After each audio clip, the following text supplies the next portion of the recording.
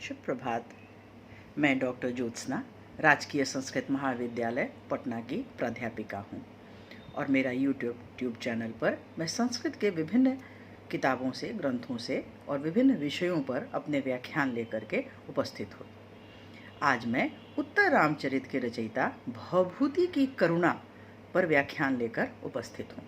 भवभूति की करुणा, एको रसः करुण एव, भवभूति ने लिखा कि एक ही रस है, वह है करुण।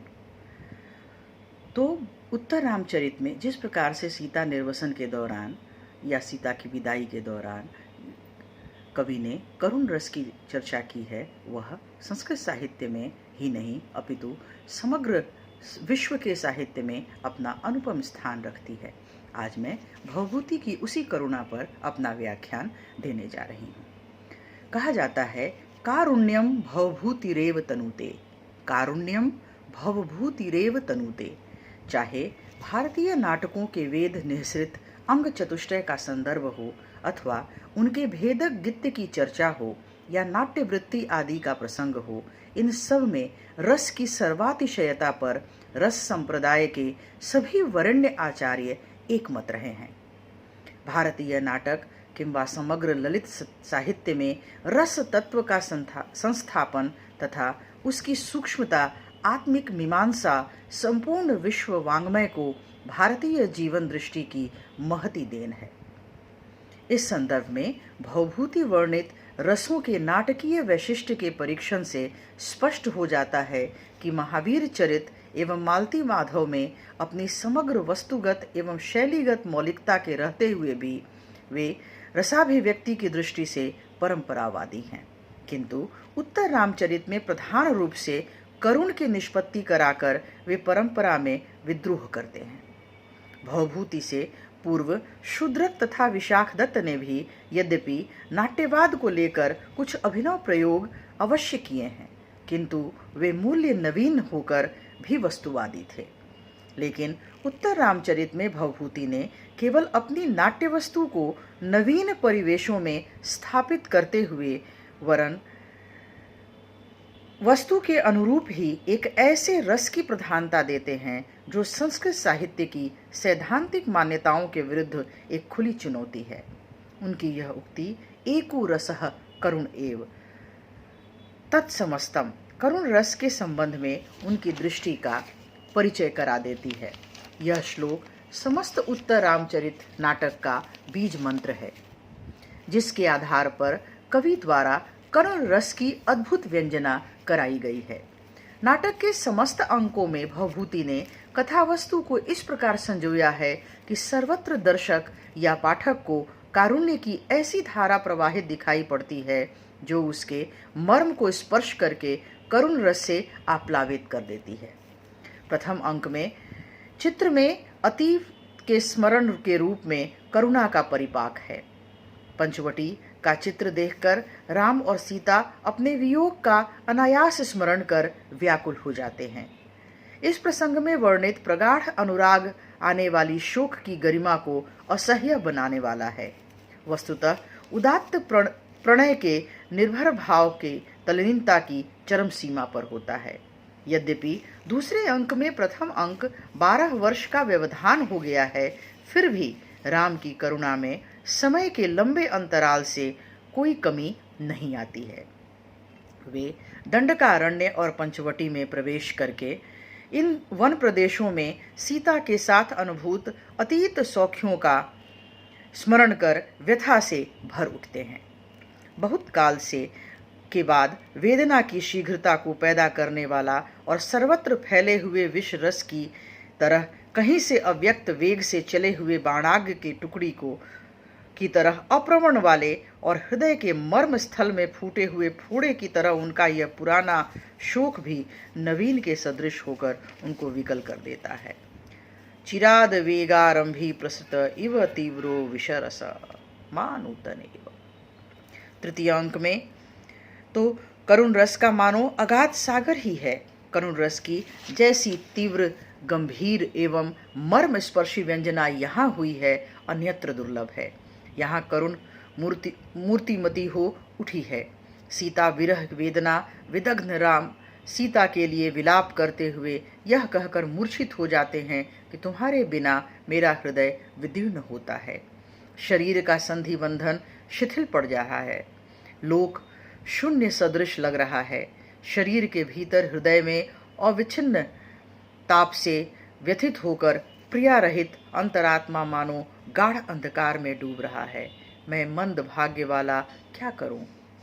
हा हा देवी स्फुटित हृदयम मंद भाग्य करो मेने। इस अंक में भवभूति के करुण रस ने अपने विकास की चरम सीमा का स्पर्श कर लिया है। यह करुण रस अत्यंत गंभीर पुटपाक के सदृश है, जो ऊपर से तो पंकलिप्त होने से नित्यंत शांत, परंतु भीतर तीव्र अंतर्वेदना से तप्त होता रहता है। पुटपाक प्रतीकाशो रामस्य करुणो रसः। इस अंतर्वेदना से जो शोकातिरेक उत्पन्न होता है, वह एकांत में आंसू बहाने से हल्का हो सकता है। ठीक उसी प्रकार जैसे सरोवर में प्रवाह का अधिगम्य होने पर जल निकालने के लिए बना हुआ छोटा सा मार्ग ही प्रतिकार होता है। पुरोत्पीडे तडागस्य परिवाह प्रतिक्रिया। राम को वन में अतीत काल का स्मरण कराती हुई वासंती कहती है कि इसी लता गृह में आप सीता के आगमन मार्ग में दृष्टि लगाए हुए थे और सीता हंसों से कौतुक कर गोदावरी के तट में बहुत काल तक रुकी रही। आती हुई सीता ने आपको चिंतित चित्तमग्न देखकर कातरता से मुकुल की तरह सुंदर प्रणामांजलि को बांध लिया।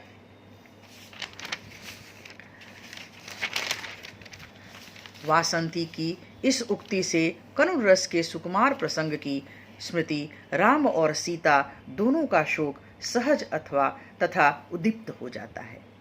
राम सीता के वियोग में अत्यधिक व्याकुल और शोक संतप्त गाध उद्वेग उनके हृदय का दलन करता है, पर दो भागों में खंडित नहीं कर देता। विकल शरीर बार बार सचेत हो जाता है, पर प्राण नहीं छूटते। अंतर्दाह शरीर को दग्ध कर रहा है, पर भस्मभूत नहीं कर डालता। मर्मों पर विधि प्रवाह करता है, पर जीवन तंतु को नहीं काट डालता। दलती हृदयम शोकोद्वेगात्। सीता के निरवधि विरह वेदना की कल्पना करते हुए राम सीता का पूर्व शोक, जो रावण के द्वारा हरण के उपरांत हुआ था और जो युद्ध पर्यंत सीमित था, इस वेदना के अबाध को शून्य मानते हैं। जहाँ वीर मित्रों की मित्रता की निरर्थक हो जाती है, राम के यह विचार शोक और करुणा दोनों को मूर्तिवत उपस्थित करता है। चतुर्थ अंक में जनक और कौशल्या एक और भूतकाल की सुखद स्मृति का स्मरण करके कारुण्य धारा प्रवाहित करते हैं, तो दूसरी ओर वे सीता के गतप्राण होने की कल्पना करके करुण क्रंदन करते हैं। जनक जैसे ब्रह्मज्ञानी और कौशल्या जैसी विदुषी महिला को शोकाकुल देखकर प्रेक्षकों के हृदय में स्वतः संवेदना जागृत हो जाती है। पंचम अंक में चंद्रकेतु और उनका सारथी लव को रघुवंश के किसी अज्ञात कुलोत्पन्न वीर होने की कल्पना कर सीता के अभाव के दारुण शोक के वशीभूत हो अत्यधिक संतप्त हो जाते हैं। चंद्रकेतु और लव का परस्पर अज्ञात अवस्था में युद्ध करुणोत्पादक है।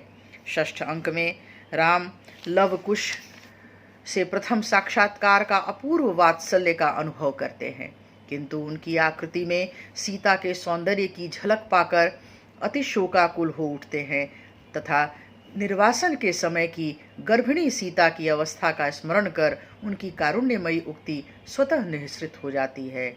कुकुलानाम राशौ तदनु हृदयम पंचत इव।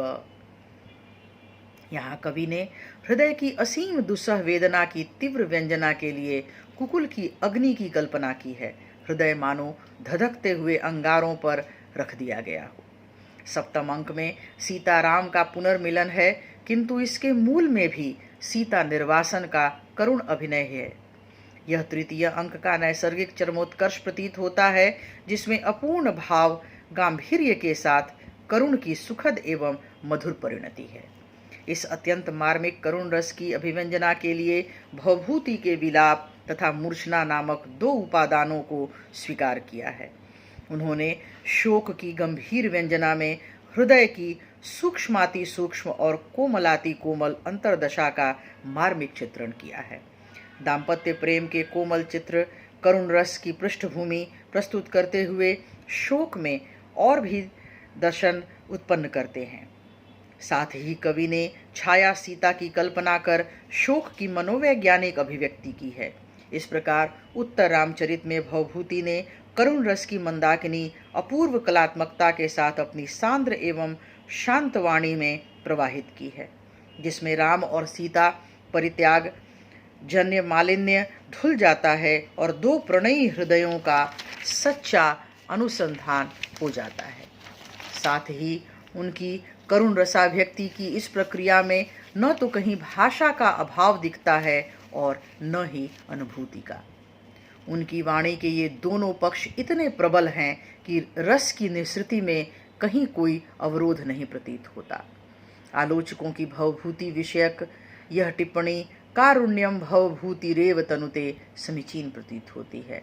पुनः कहती हूँ, भवभूति विषयक यह टिप्पणी कारुण्यम भवभूतिरेव तनुते समीचीन प्रतीत होती है, क्योंकि भवभूति भी तो उस करुण रस के परिपाक में दक्ष हैं जो चेतन प्राणियों को ही नहीं अपितु जड़ पाषाण को भी आंसू बहाने के लिए बाध्य कर देता है।